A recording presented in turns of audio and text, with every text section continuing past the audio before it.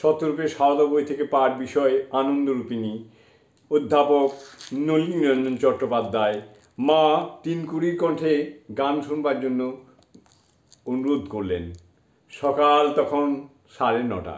তিনকুড়ির কণ্ঠের জাদু মুহূর্তে এক অপূর্ব পরিবেশন সৃষ্টি করে। শরৎ মহারাজ বসিয়া কি একটা লিখিতেছিলেন। লেখনী ত্যাগ করিয়া গম্ভীরাকার ধারণ করিলেন। যোগিনী মা কুটনা কুটিতেছিলেন, ফেলিয়া উপরে উপস্থিত হইলেন। পাচক রান্নার কড়াই নামাইয়া একটি ভৃত্য বাটনার শিল ছাড়িয়া উপরে হাজির। শ্রীমার পূজা হইয়া গিয়াছে। ঠাকুর ঘরে পা ছড়াইয়া বসিয়া গান শুনিতেছেন। তিনকুড়ি গাহিতেছেন, আমায় নিয়ে বেড়াই হাত ধরে, আমি যেখানে যাই সে যাই পাছে, বলতে হয় না জোর করে।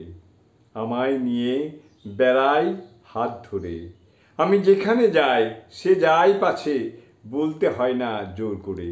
প্রত্যক্ষদর্শী লক্ষ্য করলেন। সীমা এবার ঠাকুরের দিকে তাকাইয়া চক্ষু বুজিলেন। কিছুক্ষণ বাদে চক্ষু চাহিলেন বটে, কিন্তু সে দৃষ্টি আদৌ বাহ্য দৃষ্টি নহে বলে আমাদের ধারণা হইল। চক্ষু উন্মুক্ত করে কিছু দেখিতেছেন না। এদিকে গায়িকা আবার গান ধরেছেন। মুখখানি সে যতনে মুছায়, আমার মুখের পানে চায়, আমি হাসালে হাসে, কাঁদালে কাঁদে, কত রাগে আদরে। সমস্ত বাড়ি নিস্তব্ধ, যেন কেউ নেই, সকলে মুগ্ধ বিভোর। এ কি গায়িকার গানের প্রভাবে অথবা সীমার শক্তিতে? গান চলতে থাকে।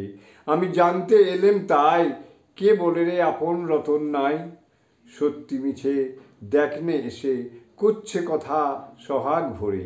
গানের এই অংশ শুনে সীমা ভাবাবেগে বলে উঠলেন, আহা আহা। গান শেষ হলো। সীমা কিছুক্ষণ সেইভাবেই বসে রইলেন। সাড়া নেই, শব্দ নেই। কিছুক্ষণ ওইভাবে থাকবার পর আঁচলে চোখ মুছে গায়িকাকে বললেন, আজ কি গানই শোনালে মা? জয় মা। জননীং শারদাং দেবীং রামকৃষ্ণং জগদ্গুরুং পাদপদ্মে তৌ শ্রিত্বা প্রণমামি মুহুর্মুহুঃ।